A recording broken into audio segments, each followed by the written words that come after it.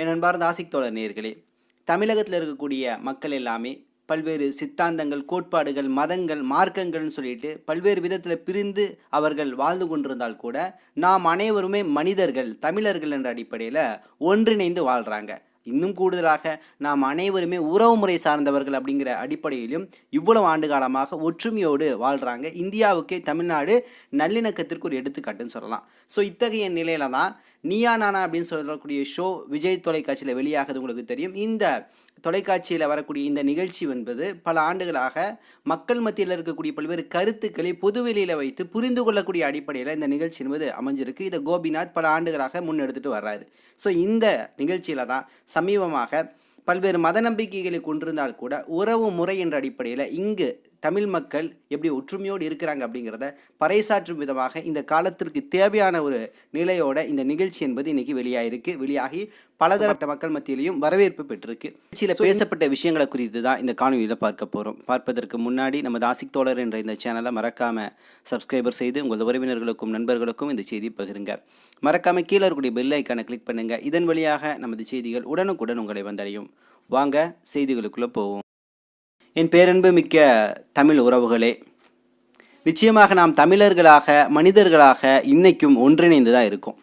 நம்ம மத்தியில் பாசிச சக்திகள் எந்தளவு பிரித்தாளும் சூழ்ச்சியை பயன்படுத்தினால் கூட நாம் நம் இனத்தாலும் மொழியாலும் நாம் மனிதர்கள் என்ற அடிப்படையிலும் உணர்வுகளை பேணக்கூடியவர்கள் என்ற அடிப்படையிலும் ஒன்றிணைந்து தான் இருக்கும். ஒவ்வொரு முறையும் ஒன்றிணைந்து தான் இந்த தீய சக்தியாக இருக்கக்கூடிய பாசிச சக்தியை எதிர்த்து ஓட விட்டுட்டு இருக்கோம்.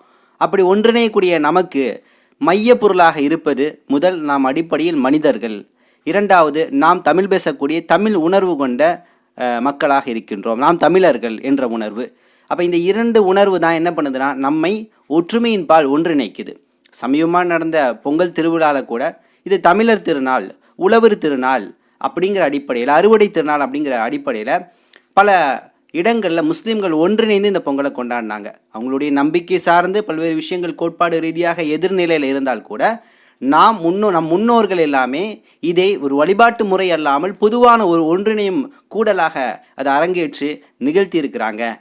நம் முன்னோர்கள் எல்லாமே உழவு செஞ்சுருக்கிறாங்க, நெசவு வேலை செஞ்சுருக்கிறாங்க, ஒருத்தரை ஒன்றோடு ஒன்று இணைந்து வாழ்ந்திருக்கிறாங்க. அப்படிங்கிற அடிப்படையில் எந்தவித மதசாயிலும் இல்லாமல் சமத்துவ பொங்கலை தமிழ்நாட்டில் இருக்கக்கூடிய எல்லா முஸ்லீம்கள், இந்துக்கள், கிறிஸ்துவர்கள் ஒன்றாக இணைந்து கொண்டாடினாங்க. நானும் அந்த நிகழ்வில் கலந்துக்கிட்டேன். எங்கள் ஊர் போலீஸ் ஸ்டேஷனில் நடந்த அந்த நிகழ்வு என் வாழ்க்கையில் மறக்கவே முடியாது. காரணம் ஏன்னு கேட்டிங்கன்னா, அந்த நிகழ்வில் ஒரு குறிப்பிட்ட மதம் சார்ந்த அந்த நிகழ்வாக அது நடைபெறலை. சூரிய பகவானுக்கு படைக்கப்பட்டோ மலைக்கு நன்றி செலுத்தப்பட்டோ எந்த மத அடையாளமும் காட்டாமல் எல்லா மக்களையும் அழைத்து, கிறிஸ்தவர்கள் எல்லாத்தையும் அழைத்து அவர்கள் எல்லாரும் ஒரு பொதுவான ஒரு பிரார்த்தனையை முன்வைத்து பொதுவான ஒரு பொங்கலாக, தமிழர்களுடைய பொங்கலாக அந்த பொங்கல் கொண்டாடப்பட்டு அந்த பொங்கல் என்பது அனைவருக்கும் வழங்கப்பட்டது. அப்போ இந்த நிலை இருக்குது பார்த்தீங்களா, நாம் அனைவரும் தமிழர்கள், தமிழர்களுடைய பண்டிகை தான் இந்த பொங்கல் அப்படிங்கிற அந்த ஒன்றிணைவு இருக்குது பார்த்தீங்களா. இது போலவே மற்றொரு ஒன்றிணையக்கூடிய ஒரு கூடல் என்னன்னு கேட்டிங்கன்னா, அது பொதுவாகவே இன்றைக்கும் பார்க்கப்படக்கூடிய ஒரு கூடல், முஸ்லீம்கள் அது செயல்படுத்தக்கூடிய கூடல் என்னென்னா மீலாது நபி. இந்த மீலாடு நபியை பொறுத்த வரைக்கும் இது வணக்க வழிபாடு அப்படிங்கிற இறை சிந்தனைகள் இல்லாமல் இந்த உலகத்திற்கு வரக்கூடிய இந்த இந்த உலக மக்கள் எல்லாமே ஏற்றுக்கொள்ளக்கூடிய நபிகள் நாயம் ஸல்லல்லாஹு அலைஹி வஸல்லம், அதாவது ரஹமத்துல் ஆலமீன் அப்படின்னு அரபியில் சொல்லுவாங்க, உலக மக்களுக்கு அருட்கொடைன்னு சொல்லிட்டு. ஏன்னா அவரை யார் பின்பற்றினாலும் சரி, முஸ்லீம் பின்பற்றினாலும் சரி, கிறிஸ்துவம் பின்பற்றினாலும் சரி, யூதன் பின்பற்றினாலும் சரி, யார் பின்பற்றினாலும் சரி, மதங்களை கடந்து அவருடைய சொல், செயல், அவருடைய அங்கீகாரம் என்று, அவருடைய பண்புகள் என்று அனைத்து விஷயங்களும் ஒரு மனிதன், மதங்களை விடுங்க, மனிதன் பின்பற்றக்கூடிய சமயத்தில் அவன் நேர்வழி பெறுவான், அவன் ஆரோக்கியமாக வாழ்வான், மகிழ்ச்சியாக வாழ்வான் அப்படிங்கிற ஒரு பொதுவான சித்தாந்தம், தத்துவம் என்பது நபி ஸல்லல்லாஹு அலைஹி வஸல்லம் அவங்களுடைய வாழ்க்கையிலிருந்து பல மக்கள் படித்து பின்பற்றி கொண்டிருக்கிறார்கள்.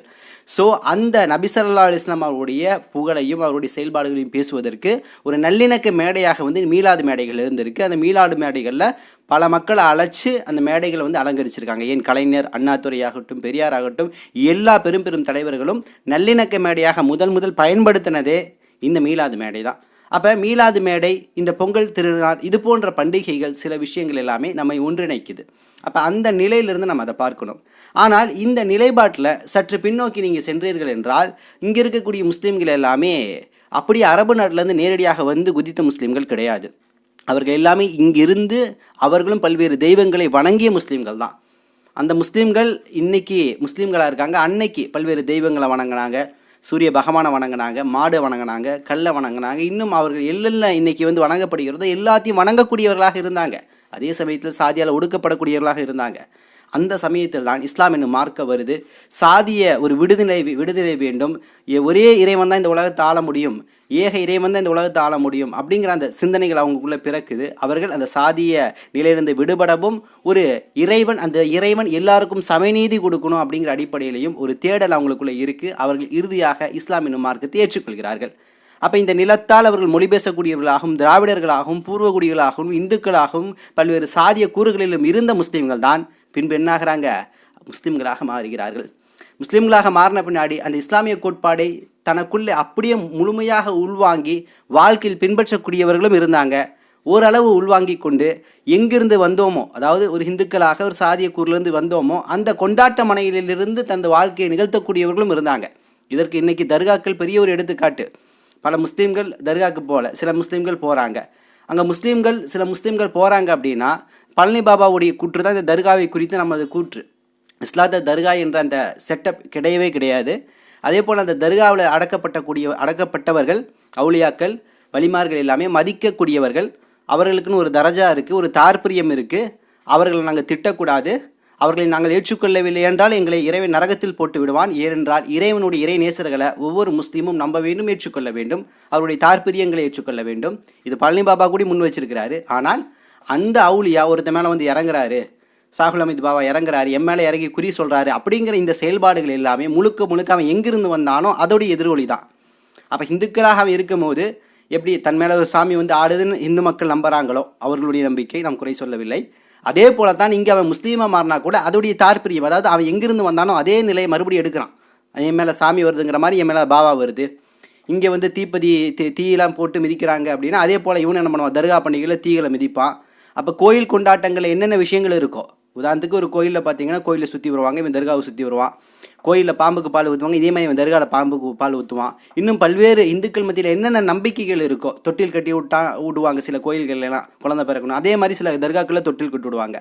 அப்போ இந்துக்களாக இருந்து அவன் முஸ்லீமாக மாறிட்டான் தவிர முழுமையாக முஸ்லீமாக மாறலை. இன்னும் இந்துக்கள் என்னென்ன விஷயங்களை பின்பற்றினார்களோ அதையே சேம் வேறு ஒரு வடிவில் இன்றைக்கி தர்கா என்ற அடிப்படையிலிருந்து பல அனாச்சாரங்களை முன்னெடுத்துட்டு இருக்கான். ஆடுறான், பாடுறான், திருவிழா வைக்கிறான், என்னென்ன அனாச்சாரம் முடியுமோ செய்கிறான். அப்போ முழுமையாக இஸ்லாமியனாக மாறியவர்கள் எந்த அளவில் இருப்பாங்கன்னா, அவர்கள் ஏக இறைவன் என்று சொல்லக்கூடிய ஒரே இறைவனை வணங்கக்கூடிய அந்த கொள்கையை தான் அவன் ஏற்றிருக்கான். அப்போ என்ன பண்ணுவான், தன் இறைவனை மட்டும்தான் வணங்குவான். அந்த இறைவனுக்கு உருவம் இல்லை, ஏன்னா எவனும் இறைவனை பார்த்ததில்லை. செத்துப்போனவன் வந்து இறைவன் இப்படி தான் இருப்பான்னு சொன்னதில்லை. இப்போ மனிதன் எதை பார்க்கிறானோ அதை வைத்து ஒரு உருவத்தை உருவாக்குறான், அதற்கு தெய்வீக சக்தி இருக்கு நம்புறான், அது அவங்களுடைய நம்பிக்கை. ஆனால் ஒரு முஸ்லீமாக ஒருத்தன் மாறிட்டானா அவன் ஏக இறைவன், ஒரே இறைவனை தான் வணங்குவான்.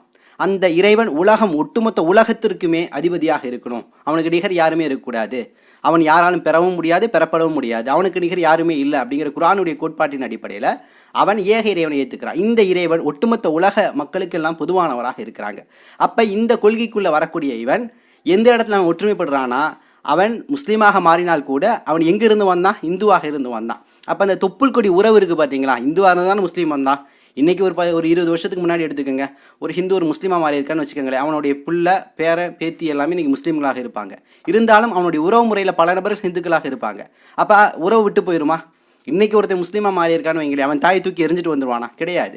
அவன் முஸ்லீமாக மாறினாலும் தாய்க்கு செய்ய வேண்டிய கடமைகள் இஸ்லாம் சொல்லி கொடுக்குது. அந்த கடமையை போய் சேருவான், தாய்க்கு உண்டான உரிமைகளை கொடுப்பான், தாய்க்கு அடிபணிஞ்சு நடப்பான், எல்லா விதத்திலும் தாய்க்கு கட்டுப்பட்டு நடப்பான். ஆனால் அவனுடைய கொள்கை இஸ்லாம். அவன் தாய் இந்துவாக இருந்தாலும் அவன் முஸ்லீமாக இருப்பான், ஆனால் உறவு முறைகளை பேணுவான். இதுதான் இன்றைக்கி சமகாலத்தில் இப்படி வந்து ஒரு இந்து முஸ்லீமாக மாறுறான் அப்படிங்கும் போது உறவு முறையை பேணிட்டு இருக்கிறானோ, இது போலத்தான் எனது மூதாதியர்கள் இந்துக்களாக இருந்தார்கள், நான் இன்னைக்கு முஸ்லீமாக இருக்கேன், எனக்கு சம உரிமை கிடைக்குது, எல்லா விஷயத்திலும் நான் நிரப்பமாக இருக்கின்றேன், சாதியால் இங்கே ஒடுக்கப்படலை. இன்னும் சொல்லணும்னா நான் என்ன சாதி என்பது கூட யாருனாலும் சொல்ல முடியாது. அந்தளவு எனக்கு கால சுழற்சியில் எனது நிலையை இங்கே மாறி இருக்கு. அப்போ நான் இவ்வளவு தூரம் கடந்து வந்தாலும் எனது 6-7 தலைமுறைக்கு முன்னாடி இருந்த இந்துக்கள், அவர்கள் இந்துக்களாக இருந்தால் என் உறவுகளாக இருந்தாங்க, அந்த உறவை நான் விட்டு கொடுக்க மாட்டேன். ஸோ இந்த அடிப்படையில் தான் தொப்புள் குடி உறவுகள் என்ற விஷயம் அமையுது. இது தானாக வலிஞ்சு செய்யக்கூடிய விஷயங்கள் இல்லை. என்ன ஒருத்தர் மாமா மாப்பிள்ளைன்னு கூப்பிட்றான்னா இது சும்மா பேரளவில் ஒட்டி அப்படியே வந்து பட்டும் படாமல் போகிற வார்த்தை கிடையாது, உணர்வு பூர்வமான வார்த்தை. நான் இங்கே இஸ்லாமிய மார்க்கத்தை வைத்திருக்கேன், என் கொள்கை என் சித்தாந்தம் என்பது வேறு, நீ இந்துவாக இருக்கிற உன் கொள்கை சித்தாந்தம் என்பது வேறு. ஆனால் நாம் 2 பேரும் ஏன் ஒன்றிணைகின்றோம்?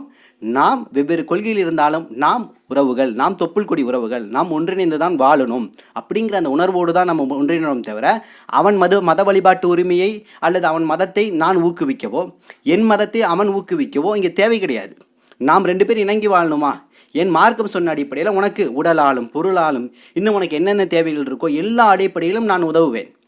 நீ எனக்கு ஏதாவது தேவை இருந்தா ஒரு இக்கட்டான சூழலில் உதவு. இதுதான் மத நல்லிணக்கம், மனித நேயம். இது நான் சொல்கிறது உறவு முறை தெரிஞ்சாலும் சரி இல்லை தெரியலையாட்டியும் சரி, தமிழ் மக்கள் மத்தியில் உலக மக்கள் மத்தியில் இப்படி தான் நாம் வாழ வேண்டும். ஆனால் எனக்கு இந்த சகோதரத்துவம் இந்த நிலம் கடந்து ஒரு நிலையை உருவாக்கியிருக்கு. உலகத்தில் எங்கு நான் சென்றாலும் சரி எனக்கு மொழி தேவையில்லை, அவன் கலரா என்ன எதுவுமே தேவையில்லை. அஸ்ஸலாம் வலைக்கும் சொன்னால் வலைக்கும் சொல்லானுவான். ஒரு சைனீஸ்கிட்ட சொன்னாலும் சரி, ஒரு அமெரிக்கன்ட்ட சொன்னாலும் சரி, ஒரு ஜப்பான்கிட்ட சொன்னாலும் சரி, எவன்கிட்ட சொன்னாலும் சரி, எனக்கு அஸ்ஸலாம் வலைக்கும் உங்கள் மீது சாந்தி உண்டாகட்டுமா சொன்னால் அவன் பதில் வலைக்கும் சலாம்னு சொல்லுவான். ஸோ இந்த சகோதரத்துவமும் ஒற்றுமையும் எனக்கு இஸ்லாமிய மார்க்கம் உலகளாவிய அளவில் எனக்கு ஏற்படுத்தி கொடுக்குது. இன்னும் சொல்லணும்னா உலகத்திலே சமத்துவ மாநாடு என்ற ஒரு விஷயம் உலகத்தில் ஒரே இடத்துல தான் நடக்குது அப்படின்னா அது மக்காவாக தான் இருக்கும். ஏன்னா மக்காவில் அந்த சமத்துவ மாநாட்டில் எந்த பூஜை புனஸ்காரமும் கிடையாது. இறைவனுக்கு எதுவுமே அவங்க செய்யவும் மாட்டாங்க. ஏன்னா இறைவன் தேவையற்றவனாக இருக்கான்ல. ஆனால் அந்த இடத்துல உலகத்தில் இருக்கக்கூடிய எல்லா முஸ்லீம்களும், நான் சொல்கிறது American, Russia, Britain, China, Japan எல்லா முஸ்லீமும் உள்ளே போவான். ஆனால் உள்ள என்ட்ரியான பின்னாடி அவன் உடைகளை கடந்து மேலே ஒரு ஒயிட்டு கீழே ஒரு ஒயிட்டு எல்லோரும் சமம் என்ற அடிப்படையில் தான் அங்கே இருப்பான். அங்கே இருக்கக்கூடிய காலங்கள் எல்லாமே சகோதரத்துவத்தை பேணிகிட்டே இருப்பான். அவன் மொழி நாடு அதெல்லாம் கடந்து இணக்கமான சூழ்நிலை அரவணைப்பில் அவன் ஒன்றிணைந்து இருப்பான். ஸோ இத்தகைய சமத்துவ மாநாடு நாம் எல்லாமே ஒருவர்கள், நமக்கு வேற்றுமை கிடையாது அப்படிங்கிற சமத்துவ மாநாடு ஒவ்வொரு முறையும் மக்காவில் இந்த ஹஜ் என்று சொல்லக்கூடிய நாளில் நடந்துகிட்ருக்கு. அப்போ இவ்வளோ பெரிய நீண்ட தூர ஒரு நல்லிணக்கத்தில் எனக்கு இந்த மார்க்கம் என்பது சுதந்திரத்தையும் உரிமையும் இன்றைக்கி கொடுத்துருக்கு. அப்போ இப்படிப்பட்ட நிலையில் நான் உலகளாவிய அளவில் ஒரு சகோதரத்துவத்தை நான் மேம்படுத்துவேன். என் மார்க்கம் சொன்ன அடிப்படையில் ஆதமுடைய மக்கள் எல்லாமே உறவுகள், ஆதமுடைய பிள்ளைகள் எல்லாமே ஒன்றிணைந்து வாழ வேண்டும் அப்படிங்கிற அந்த நம்பிக்கையில் ஆதம் ஹவ்வா அவங்கள்ட்ட இருந்து தான் இந்த உலக மக்கள்லாம் வந்திருக்காங்கும் போது எல்லா மக்களையும் நான் நேசிக்கக்கூடிய இடத்துல இருக்கேன், மனிதராக நேசிக்கக்கூடிய இடத்துல இருக்கேன். அப்போ ஆதமுடைய பிள்ளைகள் அப்படிங்கிற அந்த வார்த்தையில் உலக மக்கள் எல்லாமே என் உறவுகள் அப்படின்னு நான் வரேன். இங்கு நாம் பேசக்கூடிய மொழியின் அடிப்படையில் தமிழர்கள் நாம் முன்பு இந்துக்களாக இருந்தோம், இங்கு நிலப்பரப்பில் இருக்கக்கூடியவர்கள் எனது மாமன்கள், மச்சன்கள், உறவுகள் என்ற அடிப்படையில் இணக்கப்பாட்டோடையும் நான் வரேன். அப்போ இதுதான் என் இணக்கப்பாடு. அப்போ இங்கே நீங்கள் புரிஞ்சுக்கணும் அடிப்படையில் எனக்கு இணக்கப்பாடு என்பது எங்கே உருவாகுது அப்படின்னு சொல்லிட்டு. அப்போ இப்போ விஷயத்துக்குள்ளே போவோம். விஜய் டிவி வைத்த அந்த நிகழ்ச்சியில் பார்த்திங்கன்னா எனக்கு தெரிஞ்சு பெரும்பான்மையாக மத விஷயங்களே ஒருவருக்கொருவர் உதவி கொள்வது தான் நல்லிணக்கம் என்ற அடிப்படையில் விஜய் டிவியுடைய அந்த நிகழ்ச்சி எனக்கு காட்டுச்சு. ஒரு சில இடங்களில் தான் பொருளாதார ரீதியாக அல்லது கஷ்டகாலங்களில் உதவுவது, புரிந்து கொள்வது அப்படிங்கிற வாதங்கள் கொஞ்சம் தான் இருந்துச்சு. மித்தபடி இந்த சோஷியல் மீடியாக்கள் இன்றைக்கி பெரும்பான்மையாக பரப்பக்கூடிய செய்தி என்னென்னா, ஒரு மதத்தை ஊக்குவிப்பது, அந்த மத வழிபாட்டை ஏற்றுக்கொள்வது தான் நல்லிணக்கம் அப்படிங்கிற மாதிரி ஒரு போலியான சித்திரத்தை இன்றைக்கி உருவாக்கிட்டு இருக்கிறாங்க. நல்லா கேட்டுக்கோங்க, எம்மதமும் சம்மதம் அப்படிங்கிற வார்த்தை இருக்குல்ல, இது எல்லாரும் ஏற்றுக்கொள்வார்களா? எம்மதமும் சம்மதமும் அப்படிங்கிற வார்த்தை ஒரு முஸ்லீம் ஏற்றுக்குவானா? ஏன் ஏற்றுக்க மாட்டான்? அதை அடிப்படையில் புரிஞ்சுக்கணும். அவன் ஏகத்துவ கொள்கையில் இருக்கான், ஒரே இறைவன் நம்பிக்கொண்டிருக்கக்கூடிய அவன் எம்மதமும் சம்மதம்னா அவன் எதுக்கு ஏக இறைவன் மட்டும்தான் இருக்கிறான் அப்படின்னு அவன் நம்ப முடியும்? அவன் எல்லா மதத்தையும் ஏற்றுக்கலாம்ல. அப்படின்னா முஸ்லீம்கள் இந்த எம்மதமும் சம்மதம்ங்கிற வார்த்தை ஏற்றுக்க மாட்டாங்க. உன் மதம் உனக்கு, என் மதம் எனக்கு. உன் மார்க்கப்படி உன் மதப்படி நீ வாழ், என் மார்க்கப்படி மதப்படி நான் வாழ்கிறேன். எனது மார்க்க மத அடிப்படை விஷயங்களை நீ புரிந்துகொள், உன் மார்க்க மத அடிப்படை விஷயங்களை நான் புரிந்து கொள்கின்றேன் அப்படிங்கிற அந்த இணக்கப்பாட்டோடு தான் என்ன பண்ணுவான், தன் வாழ்க்கையை உறவுகளோடு இணைந்தவன் வாழ முற்பட்டுருக்கான். அப்போ எது மத நல்லிணக்கம் அப்படிங்கிறத அடிப்படையில் இங்கே நம்ம புரிஞ்சுக்கணும். அப்போ இன்னைக்கு சோஷியல் மீடியாவில் வரக்கூடிய செய்திகள் என்ன? பல முஸ்லீம்கள் ஜமாத்தார்கள் எல்லாமே ஒன்றாக சேர்ந்து சீர்வரிசை தட்டெல்லாம் எடுத்துகிட்டு போய் ஒரு கோயிலில் கொடுத்து அவர்களுடைய தெய்வத்திற்கு அதை அர்ச்சனை செய்யுமாறு கொடுப்பது தான் மத நல்லிணக்கம். அதே போல் இந்து பெருமக்கள் எல்லாமே ஒரு குறிப்பிட்ட பள்ளிக்கு சென்று அல்லது தர்காவுக்கு சென்று வழிபாடு நடத்துவது தான் நல்லிணக்கம் அப்படிங்கிறதான் இன்றைக்கி உருவாக்கி வச்சுருக்கிறாங்க. இந்த நீயானா ஷோவில் கூட ஒரு நபர் சொல்வார், முஹர்ரம் மாதம் இருக்குல்ல, ஒரு குறிப்பிட்ட ஊரில் பல 4000 இந்துக்கள் இருக்காங்க, ஒரு 3 முஸ்லீம்கள் தான் இருக்கிறாங்க.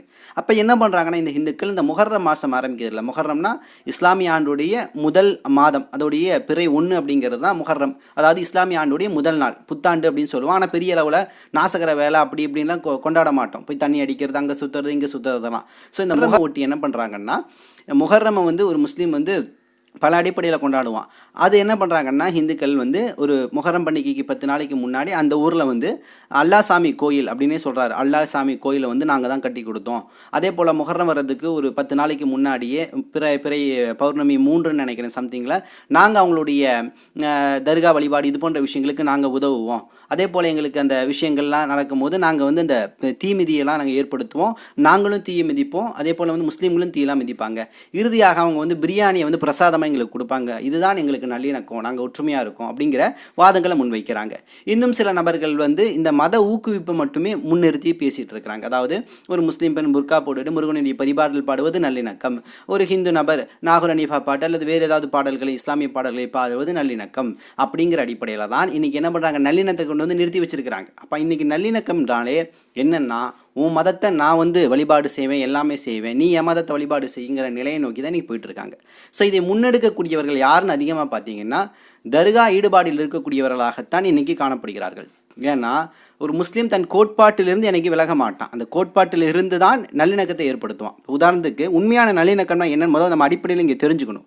உண்மையான நல்லிணக்கம்னா என்னன்னு கேட்டிங்கன்னா, எங்கள் ஊர் எடுத்தீங்கன்னா, எங்கள் ஊரில் கிட்டத்தட்ட 100 ஆண்டுகளுக்கு அதிகமாக ஒரு பள்ளி இருக்குது. பெரிய பள்ளிவாசல் இருக்குது, மினராகுண்டு. இந்த பள்ளிக்கு அப்படியே ஆப்போசிட்டில் பார்த்திங்கன்னா மாரியங்கோயில். இந்த மாரியங்கோயிலும் கிட்டத்தட்ட 50 வருஷமாக இருக்குது.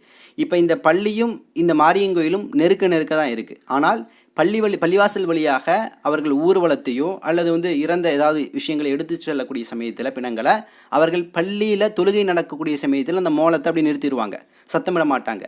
அதே போல் பள்ளியில் பாங்கு கொடுக்கக்கூடிய சமயத்தில் மாரியங்கோயிலில் போடக்கூடிய பாட்டு நிறுத்தப்படும். அப்போ இது நல்லிணக்கம், இது உணர்வுகளை புரிந்து கொள்வது. நம்ம இங்கே போட்டோன்னா என்னால் தொழுக முடியாதுன்னு சொல்லிட்டு. ஆனால் முஸ்லீம்கள் இதே போல் வந்து அவர்களுடைய விஷயங்களுக்கு நிறுத்தக்கூடிய நிலை இல்லைங்க. ஏன்னா ஸ்பீக்கர்லாம் கட்டி பெரிய அளவில் வந்து அவங்க எதுவுமே பண்ண மாட்டாங்க. ஒருவேளை இந்த காலை எழுப்பக்கூடிய இந்த பாங்குடைய ஒளி அவங்களுக்கு டிஸ்டர்பன்ஸாக இருக்குது அப்படின்னா அதை கூட சில நபர்கள் புரிந்துணர்வு இல்லாமல் சொல்லும் போது இன்னொரு நபர் சொல்கிறான், டேய் பாங்கு 5:30க்கு கொடுக்குறாங்க, அப்போ தான் நம்ம எந்திரிக்கணும்டா, அதுக்கப்புறமும் தூங்கினால அந்த நாள் உருப்படாதான்னு சொல்லிட்டு பாங்கு கொடுக்கக்கூடிய நிலையை கூட அவங்க ஆரோக்கியமாக எடுத்துக்கிறாங்க. ஏன்னா அந்த பாங்கு என்பது பெரிய அதில் இசை இருக்காது, கேட்பதற்கு ரம்மியமாக இருக்கும். அந்த நேரத்தில் எழுவதற்கு பாங்கு சொன்னப்போ எழுப்பிடுப்பா அப்படின்னு முருகேசன் சொல்லுவான். ஏன்னா பால் கறந்தெல்லாம் ஊற்றணும்ல. அப்போ அந்த பாங்கு என்பது ஒரு கணக்காக வச்சுக்கிறாங்க, அது கேட்பதை இனிமையாக வச்சுக்கிறாங்க. அப்போ இந்த நிலையில் தான் முஸ்லீம்களுடைய அந்த செயல்பாடுகள் இருக்குது. அதை முஸ்லீம்களுடைய செயல்பாடுகள் இந்துக்கள் புரிஞ்சுக்கிறாங்க. ஸோ இந்துக்களுடைய செயல்பாடை முஸ்லீம்கள் புரிஞ்சுக்கிறாங்க. ஸோ இந்த இடத்துல முஸ்லீம்கள் போய் மாரியங்கோயிலில் நடக்கக்கூடிய அந்த திருவிழா கொண்டாட்டங்களில் ஒரு காலம் அவங்க என்ன பண்ணல, போய் இன்ட்ரோ ஆகி அதுக்கு வழிபாட்டு விஷயங்களை வாங்கி தரதோ, பூஜை புனஸ்காரங்களை வாங்கி தரதோ, தொட்டு கும்பிட்றதோ அப்படின்னு அவங்க கலந்துக்கல. ஆனால் அதை தாண்டி என்ன செய்கிறாங்கன்னா அவர்களுக்கான தேவையை பூர்த்தி செய்கிறாங்க.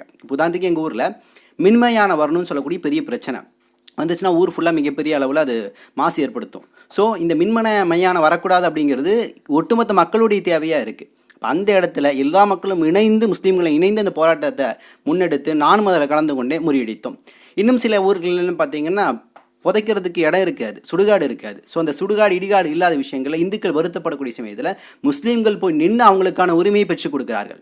அப்போ இங்கே ஒரு மனிதன், ஒரு முஸ்லீம் செய்யக்கூடிய வேலை அல்லது ஒரு ஹிந்துவோ கிறிஸ்துவனும் செய்யக்கூடிய வேலை என்னென்னா, நமக்குள் இருக்கக்கூடிய இணக்கப்பாடு நல்லிணக்கம் என்பது நாம் நிச்சயமாக பொருளாதார ரீதியாக ஒருத்தனுக்கு உதவணும், உடல் ரீதியாக உதவணும், அவனுக்கு அடிப்படை தேவையை நாம் பூர்த்தி செய்யணும், அவன் கவலையை போக்கணுங்கிற அடிப்படையில் தான் நல்லிணக்கம் இருக்கணும். தவிர மத விஷயங்கள், மத நம்பிக்கை விஷயங்களுக்குள்ளே போகவே கூடாது. உன் மதம் உனக்கு, என் மதம் எனக்கு.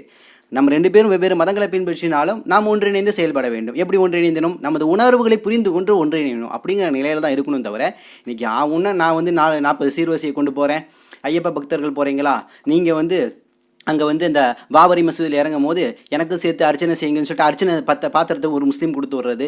இன்னும் ஹிந்துக்கள்லாம் வந்து உண்மையாக சொல்லணும்னா முஸ்லீம்களை காட்டிலும் ஹிந்துக்கள் நல்லிணக்கத்தில் இந்த விஷயத்தில் கூடுதலாக இருக்கிறாங்க. நான் அவங்களை யாரையும் குறை சொல்லலை. ஏன்னா அவங்களுடைய நம்பிக்கை எப்படி, உதாரணத்துக்கு முஸ்லீம்கள் ஒரே இறைவன் தான் வணங்குவாங்க, ஏக இறைவன், ஒரே இறைவனை. இவங்களை நீங்கள் அழைத்து முருகனை நீங்கள் வணங்குன்னு சொன்னால் வணங்குவானா? வணங்க மாட்டான்.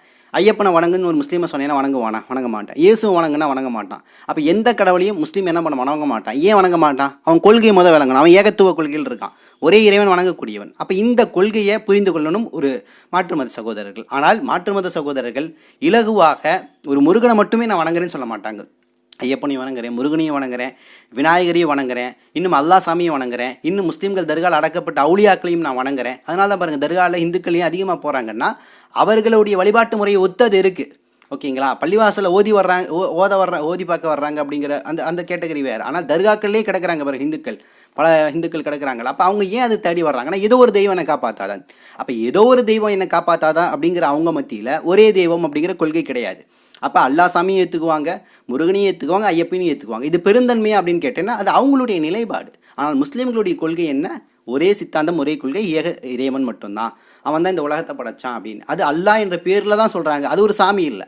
அல்லாஹ் என்பது அரபி மொழி. நீங்கள் கடவுளில் தமிழில் கடவுள்னு சொல்லலாம், இங்கிலீஷில் காடுன்னு சொல்லலாம், நீங்கள் என்ன பேரில் வேணாலும் அழைச்சிக்கோங்க. ஆனால் அவன் ஒருத்தன் தான், அவனுக்கு உருவம் கிடையாது. அவன் தான் இந்த பிரபஞ்சத்தை இயக்கிட்டு இருக்கான். நம்பக்கூடிய ஒரு முஸ்லீம்கள் மத்தியில் அவர்கள் எப்படி பிற கடவுளை ஏற்றுக்கொள்வார்கள்?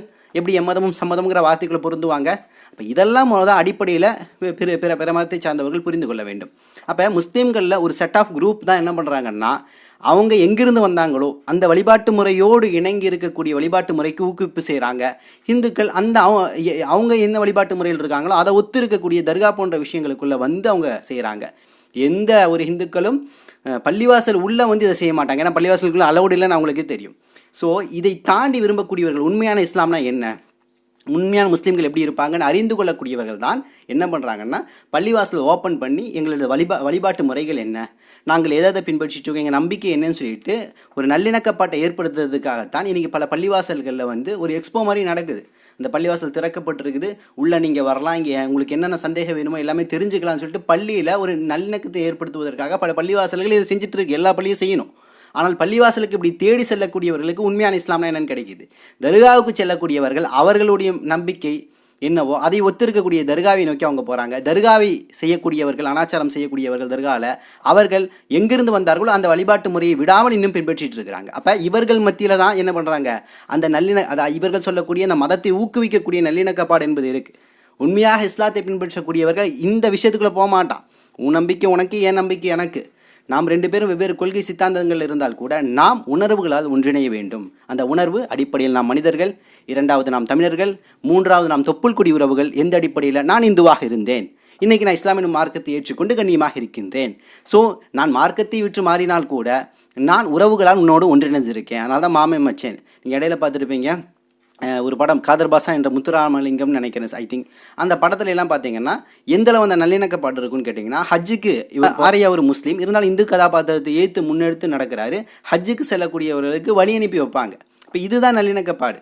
இப்போ நல்லிணக்கப்பாடுனா அப்படின்னால என்னன்னு கேட்டிங்கன்னா, பிற மதத்தை ஊக்குவிப்பது ஒரு காலம் நல்லிணக்கப்பாடாக இருக்காது. பிற மத உணர்வை புரிந்து கொள்வது தான் நல்லிணக்கப்பாடு. கொரோனா காலங்கள், பேரிடர் காலங்கள், தானா புயல், வருதா புயல் போன்ற காலங்களில் முஸ்லீம்கள் ஓடி உதவி செய்தார்கள். கொரோனா காலங்களில் உதவி செய்தார்கள். மசூதிகளில் தங்குவதற்கு இந்துக்களுக்கு அனுமதித்தார்கள், கோயிலில் தங்குவதற்கு முஸ்லீம்களை அனுமதித்தார்கள். இதுதான் நல்லிணக்கப்பாடு. உணர்வுகளையும் அவங்களுடைய கஷ்ட நஷ்டங்களையும் புரிந்து கொண்டு ஒன்றிணைந்து நாம் வாழ வேண்டும், ஒருவருக்கொருவர் விட்டுக் கொடுக்க வேண்டும், புரிந்து கொள்ள வேண்டும், மத உணர்வுகளை மதிக்க வேண்டும் அப்படிங்கிற விஷயங்களை தான் அடிப்படையில் நல்லிணக்கப்பாடாக நம்ம எடுத்துக்கணும். ஆனால் இன்றைக்கி என்ன பண்ணிகிட்டு இருக்கோம் சோஷியல் மீடியாவில், நான் ஐயப்பனுக்கு மாலை போடுறாங்க, அதே போல் நான் மாலை போடுறேன், அல்லது ஐயப்பனுக்கு நீங்கள் போய் பூஜைலாம் செய்கிறீங்களா, இந்தாங்க இந்த பூஜை பொருளையும் சேர்த்து எனக்கும் பூஜை செய்யுங்க. இந்துக்கள் நான் சொன்ன மாதிரி பல தெய்வங்களை வணங்கக்கூடியவர்கள் நம்மகிட்ட என்ன சொல்லுவாங்க, ஹஜ்ஜுக்கு போகும்போது உங்கள் அல்லா சாமிகிட்ட எங்களுக்காக வேண்டுங்கன்னு சொல்லுவாங்க. நம்ம அப்படி பெருமிதமாக எடுத்துக்கொள்வோம். இதே நீ ஒரு முஸ்லீமாக இருக்கக்கூடிய ஏகத்துவ கொள்கை எடுத்துக்கக்கூடிய நீ ஐயப்பனுக்கு நீங்கள் இதை பூஜை செய்யுங்கன்னு கொடுக்கறது எந்த வகையில் நியாயம்? உன் கொள்கை கோட்பாட்டுக்கு எதிராக இருக்குது. அப்போ இங்கே நான் மத ரீதியாக யாரும் பிளந்து இருக்கணும் அப்படின்னு நான் இங்கே சொல்ல வரல. நான் சொல்லக்கூடிய ஒரே கருத்து, நல்லிணக்கம்னா என்ன, அது எப்படி நாம் அடிப்படையிலிருந்து எடுத்துக்கொள்ள வேண்டும், எது ஆரோக்கியமான நல்லிணக்கம், எது மக்களை இன்னும் இறுக்கமாக பிணைந்து வாழக்கூடிய நல்லிணக்கமாக எது இருக்கும் அப்படிங்கிறதுக்காக தான் இந்த விஷயங்கள் பேசப்படுது. ஸோ நீயா நானா ஷோவை பொறுத்த வரைக்கும் நான் பேசப்பட்ட எல்லா விஷயங்கள்லையும் ஒரு சில விஷயங்கள் மட்டும்தான் நான் சொன்ன உணர்வு ரீதியாக இருந்துச்சு. இன்னொரு எடுத்துக்காட்டு நான் தெளிவாக சொல்ல முடியும். ஒரு 2-3 வருடங்களுக்கு முன்னாடி கோயம்புத்தூரில் உப்புளிபாளையம்னு ஒரு பள்ளிவாசல் இருக்குது. அந்த பள்ளியில் ரம்ஜானுடைய தினம், ரம்ஜானில் மக்கள்லாம் நோன்பு நோற்பார்கள், ஏழை எளிய மக்களுக்கு உதவி செய்வார்கள். அந்த சமயத்தில் சேலம் அபு தாயிர் அப்படின்னு சொல்லக்கூடிய ஹஜ்ரத் கேள்விப்பட்டிருப்பீங்க. இவர் பயான் சொற்பொழிவு நிகழ்த்தி கொண்டிருக்கிறார். அந்த சொற்பொழிவு முடியக்கூடிய சமயத்தில் ஜீவசாந்தி அறக்கட்டளைன்னு நினைக்கிறேன், அவர்கள் ஒரு நபர் அழைச்சிட்டு வந்து அவர் எல்லா முஸ்லீம்கள் மத்தியில், ஜமாத்து மத்தியில் முன்னிலைப்படுத்தி சொல்கிறாங்க, இவருக்கு இருதய நோய், இந்த இருதய நோய்க்கு கிட்டத்தட்ட 3-4 லட்ச ரூபா செலவு செய்யணும்.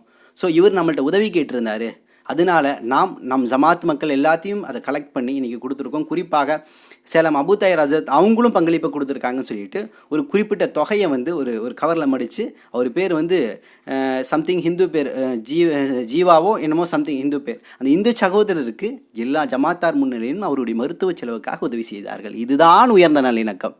அப்போ ஒருவனுடைய உயிர் போகுது, உயிர் போகக்கூடிய நிலையில் துடிச்சிட்டு இருக்கிறான், அங்கே ஒரு முஸ்லீம் போய் உதவி செய்யணும். ஒரு முஸ்லீம் உயிருக்கு போராடிட்டு இருக்கான், ஒரு இந்து உதவி செய்யணும். எனது அனுபவத்தில் நான் சொல்கிறேன், எனது உற்ற நண்பன், ஒரு நண்பன், அவர் வந்து ஒரு 2 வருஷத்துக்கு முன்னாடி பயங்கரமாக ஒரு ஆக்சிடென்ட் ஆகி கோமா ஸ்டேஜுக்கு போயிட்டார். இன்றைக்கி கோவாவில் தான் இருக்கார். ஸோ எனக்கு மனம் பதபதைக்குது. ஏன்னா எனது சகோதரி ஒருத்தவங்களுக்கு உடம்பு முடியலங்கும் போது நான் மற்றவங்கள்ட்ட உதவி கேட்கும் போது முதல் நபராக ஒரு 500 ரூபாய் எனக்கு அனுப்புனார். அது என்னால் மறக்கவே முடியாது. அவர் பேர் கௌதம். அனுப்புனார் 500 ரூபா. அனுப்புன அந்த உணர்வு இருக்குல்ல, அது என்னை வந்து பயங்கரமாக கலங்கடிச்சு என்னை அழுக வச்சிருச்சு.